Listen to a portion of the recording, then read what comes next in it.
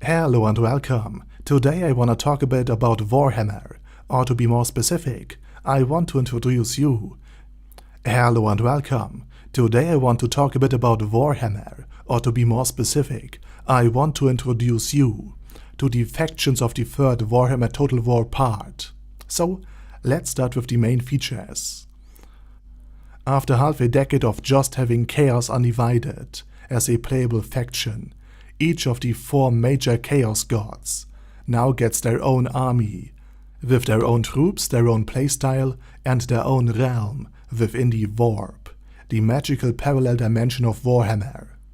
And while they look very different and distinct, which I love, each faction has nonetheless a fundamentally similar roster.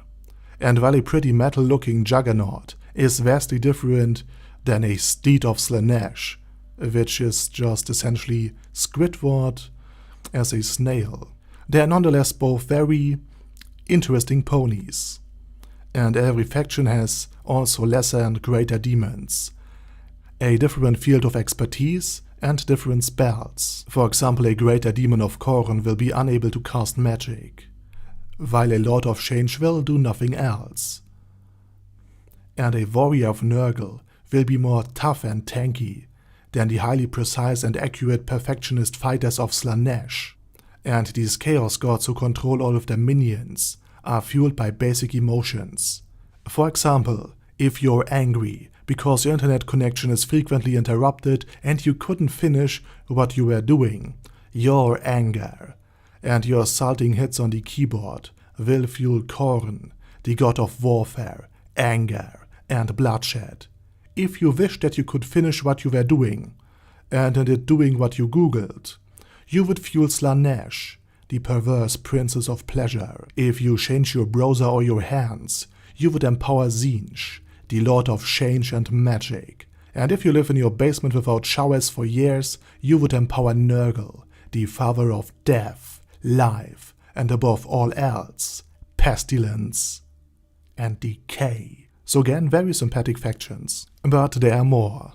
And the Ogre Kingdom has already been memed to death with various unkind comparisons, ranging from the average Warhammer fan to Discord mods, which is very unkind to say the absolute least, towards the ogres. And by the way, these brutes were created as a final, perfect, chaos-resistant race by the Old Ones, the shapers of the Warhammer world, which translates to they can actually eat demons and anything else. And they are also really great mercenaries. And more importantly, cosplayers. Next in line we have Kislev. And Kislev is basically any meme about any part of Eastern Europe ever, mixed together, with historic units like the Bear Riders or the Ice Magic Casting Queen. And after a lengthy and standalone beta version, we receive a faction that has never been playable before. Cathay is basically a fantasy version of China, with lightning bending, dragons, airships, and other fancy inventions. So basically a more brutal iteration of Avatar: The Last Airbender. And it seems you get to play as Azula. So this was basically a very brief introduction to all of the factions in the third iteration of Warhammer Total War. So please let me know if you want more Warhammer videos or just more anime. And with that said, I say thank you very much for watching and have a nice day.